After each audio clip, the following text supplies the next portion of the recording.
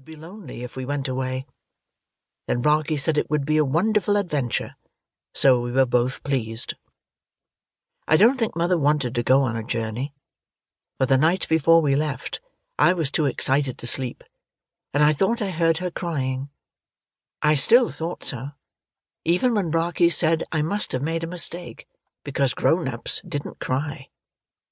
I had tried to find out where we were going and why, but Mother only said that we were going to a new place of the corn growing, because the tribe needed fresh hunting grounds. We did not know what the tribe was, but Rocky thought it was something to do with the people we occasionally saw in the distance.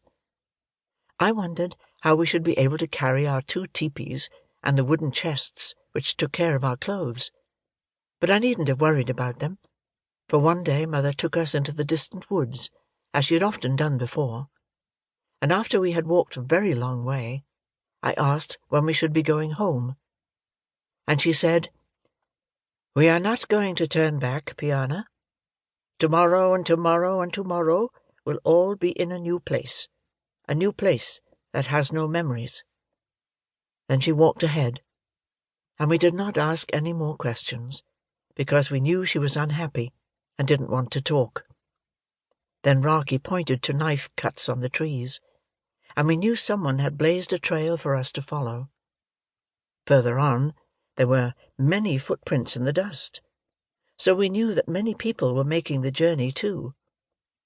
They must have been kind, if not friendly people, for at the end of each day we found a shelter made for us to sleep in, with food and a cooking pot beside it.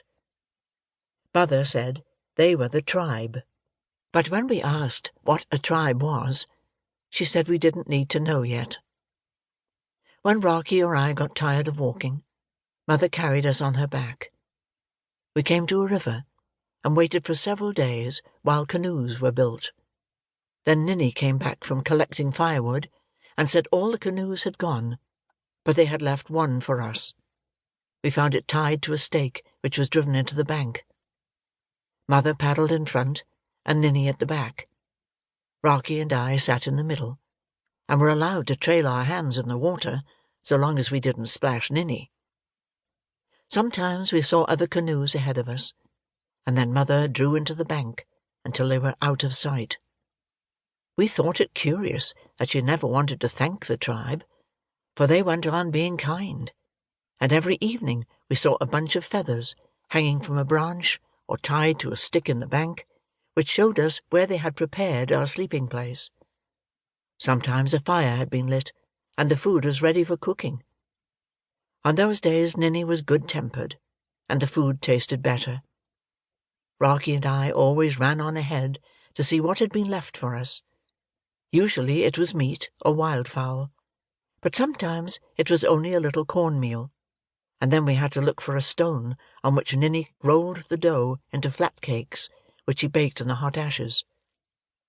It was early spring, and the nights were cold, but that didn't matter, as Mother had brought the beaver robe for us to sleep in. When Ninny was cross, she used to mutter to herself, and we found out that she thought we ought to live with the tribe, and that somehow it was Mother's fault that we didn't. But when we questioned Ninny about it, she wouldn't answer. The tribe were incomprehensible, like the weather, something which affected you but had to be accepted without argument. Ninny would only say they were looking for a new place of the corn growing, and that if they didn't find it, we should all go hungry next winter. I asked how they would know when they got there, and she said, "The chief will tell the elders." When I asked her what a chief was, she said, "Your father," then gasped as though she had swallowed a fly, and, grabbing hold of my arm, said, "If you tell your mother I said that, I shall slap you so hard that you will scream the moon out of the sky." So I knew that my father, being the chief, must be very important. Rocky and I decided not to say anything about it to Mother, because when Ninny was cross, she made things so disagreeable. We knew that everything had a father and a mother, but animals always had parents like themselves. We agreed it was a pity.